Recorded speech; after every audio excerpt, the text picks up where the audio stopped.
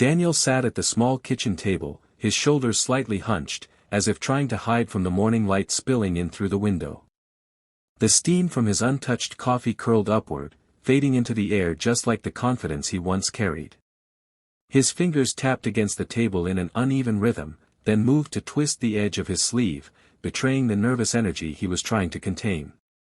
Across from him, his mother sat quietly, her hands resting calmly in her lap. She didn't rush him, didn't push him to speak.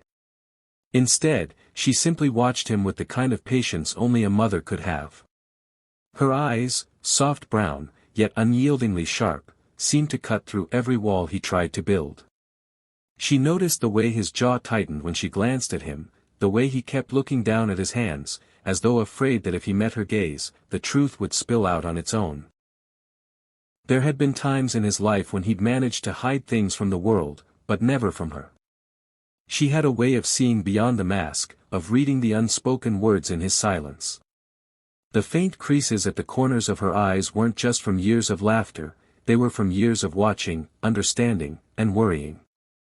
In that moment, Daniel felt the weight of her quiet presence, knowing she already sensed something was wrong. She didn't need his words. She had his eyes. And they told her everything. His mother rose slowly from her chair and walked over to the counter, her movements calm and deliberate. She reached for the teapot, pouring the steaming liquid into his mug as if this small act of care could somehow melt the tension between them. Setting the cup in front of him, she sat back down, her gaze never wavering. "Is something wrong, sweetheart?" she asked, her voice low and gentle, like a warm blanket on a cold morning. Daniel forced a smile, the corners of his mouth twitching under the weight of the lie he was about to tell. "I'm fine," he replied, his tone light, almost convincing, at least to anyone else. But not to her. She tilted her head slightly, her lips curving into a faint, knowing smile. There was no accusation in her expression, only a quiet understanding that reached far deeper than his words. Those eyes of hers, a mirror to decades of love and sacrifice, saw him in ways he could never fully explain. They had seen him take his first steps, wipe away scraped knees, and battle through heartbreak. Now, they searched his face, scanning for the truth she knew he was trying to hide. He felt exposed, as if every thought, every fear, was written plainly for her to read. Daniel took a sip of the tea to avoid her gaze, but the warmth in his chest wasn't from the drink, it was from knowing she cared enough to see through him. And she always did. Later that night, when the house had fallen into a deep, comfortable quiet, Mrs. Harris moved softly through the dimly lit living room.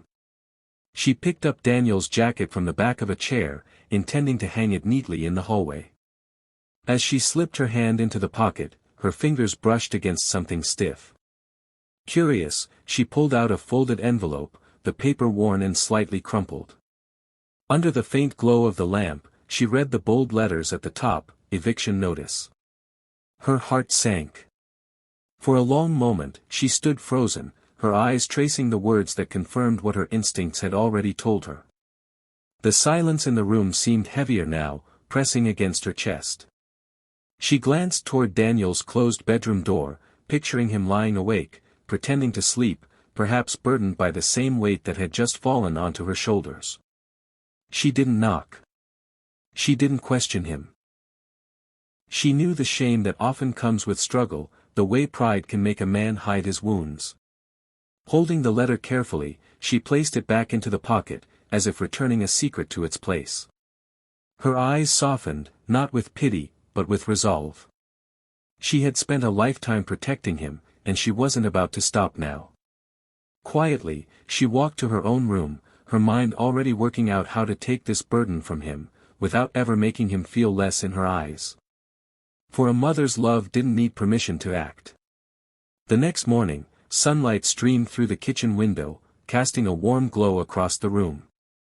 Daniel stirred awake to the faint clinking of dishes and the comforting scent of fresh bread. He rubbed his eyes and stepped into the kitchen, only to stop in his tracks. On the table sat 2 bags of groceries, fresh fruit, bread, milk, and more, alongside an envelope with his name written in his mother's neat handwriting. His heart pounded as he opened it. Inside was a receipt showing his rent, paid in full. For a moment, he simply stood there, the paper trembling in his hands. Across the room, Mrs. Harris sat in her usual spot, quietly mending a tear in his shirt. She didn't look up immediately, her needle moving with steady precision. It was as if she had done nothing out of the ordinary, nothing worth mentioning. When she finally glanced at him, her eyes met his, calm, unassuming, yet carrying that familiar depth that told him she knew exactly what he was feeling.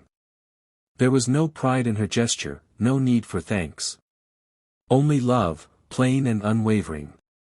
Daniel swallowed hard, emotions tightening his throat.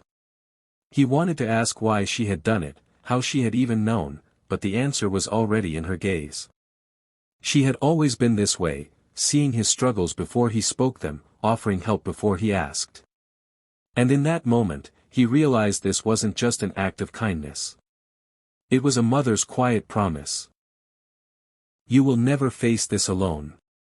Overwhelmed, Daniel set the envelope down and crossed the room in a few quick steps. He knelt beside his mother's chair, wrapping his arms around her with a sudden urgency that caught her off guard. For a moment, she froze, then her hands came up to hold him, her fingers resting gently against the back of his head the way they had when he was a boy. His voice was low, thick with emotion.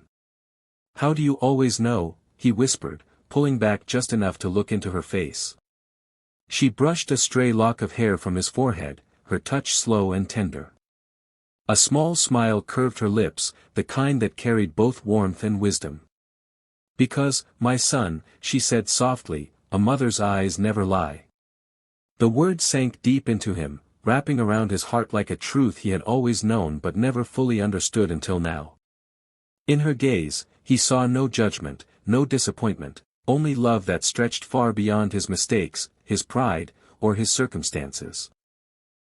It was a love that had carried him through every fall and would continue to do so for the rest of her days. Daniel's chest ached, but not from sorrow.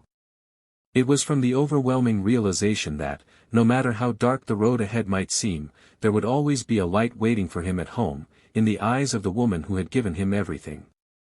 And for the first time in weeks, he felt hope again.